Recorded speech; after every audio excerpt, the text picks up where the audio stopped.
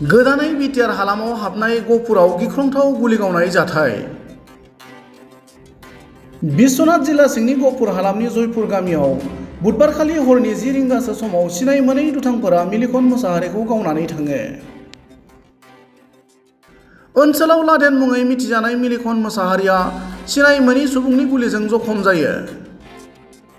दुथां सुबुंनि गुलि गावनानै जखम जानाय मिलिखन मोसाहारिखौ फाहामथायनि थाखाय देहा फाहामसालियाव थिसननाय जायो।